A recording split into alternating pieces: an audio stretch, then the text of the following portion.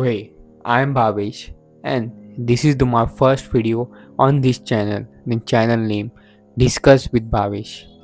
तो आज हम डिस्कस करेंगे ऐसा टॉपिक जो कभी डिस्कस नहीं होता या डिस्कस भी होता है तो उसे हम अनदेखा कर देते हैं। वो टॉपिक है आर वी रियली लॉसिंग और रियल फ्रेंडशिप्स। तो मैं बाकी सब बातें करने से पहले आपको खुद को एक क्वेश्चन पूछना चाहूँगा।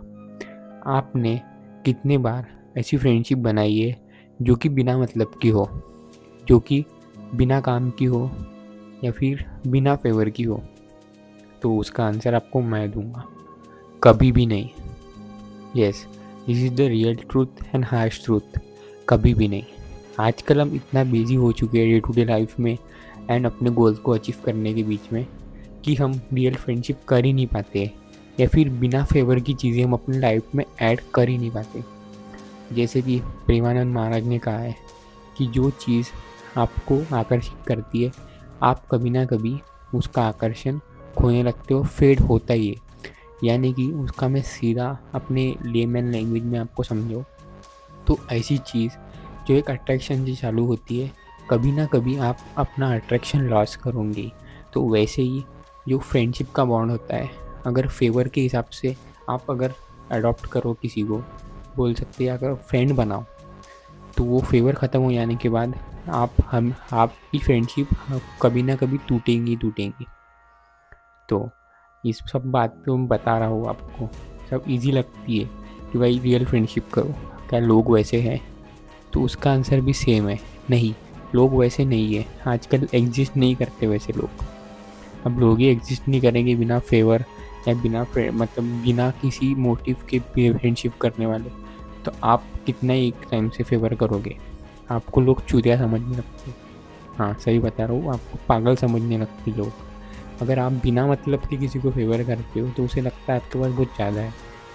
मैं अपने आसपास कई चीज़ें बताऊँ तो अपने अपने माँ बाप को देख लो, वो अपने उनके फैमिली मेम्बर्स को बिना किसी लालच, बिना किसी स्वार्थ के पैसे दे दिए या दे देते, लेकिन देखना वो उनसे मांगते नहीं वापस या कुछ उनसे फेवर में अपोजिट में लेते नहीं। तो उनको क्या लगता है, भाई इनके पास बहुत ज़्यादा है, या ज़्यादा नहीं होगा तो उनको लगता है ये पागल है। तो वो बार बार रिपीटेडली वही वही चीज़ करते जाते हैं। उसका आउटकम क्या आता है? रिश्तों में दरार।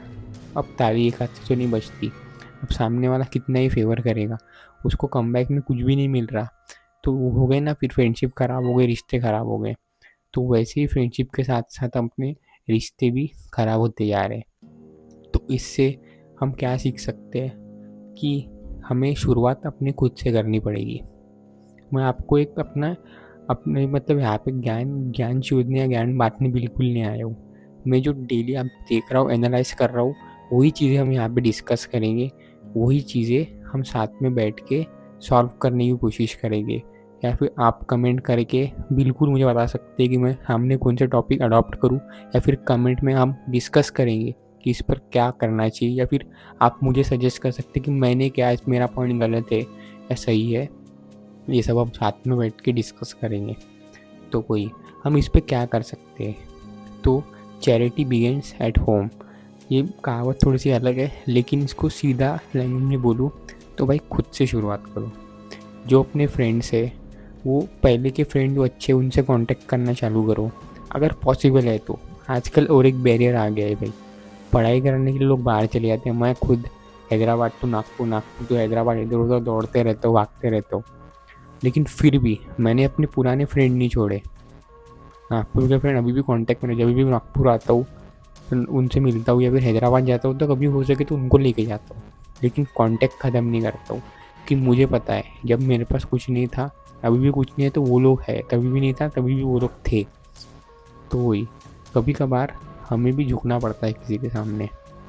तो वही, हमें शुरुआत करनी पड़ेगी खुद से।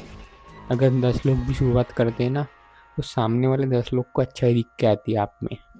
तो वही एक चेन बनती जाती है। जैसे जयो में डायलॉग था, 3 की मदद करो, उनको बोलो आगे 3 की मदद करें। तो वैसे मैं आपको बोलूँगा कि भाई 3 लोग को मतलब without take and give and take वाली फ्रेंडशिप दो। वो आगे उनको बोलो कि आगे पास ऑन करें, मतलब बोलो मत, ऐसे बता रहा हूँ, एक सिनेरियो क्रिएट करो अपने आसपास। तो उससे ना अपनी सोसाइटी भी डेवलप होगी। मैं जानता हूँ मैं बहुत छोटा हूँ, बहुत छोटा क्रिएटर हूँ ये सब बातें बोलने के लिए, बट आगे जाकर अगर आप कुछ लोग देखते, 2-4 लोग भी देखते, तो छोटा ना छोटा कुछ तो कंट्रीब्यूशन होगा मेरे तरफ से। एंड दैट्स इट, ये चैनल मैंने उसी के लिए बनाया। We will discuss the important things and we will develop by together, यानी कि साथ मिलकर ग्रोथ करेंगे, मैं भी करूँगा, आप भी करो। So that's it for this topic. If you like this video, then please like, share and subscribe to my channel, and please comment down below if you want another topic to discuss with me. Thank you.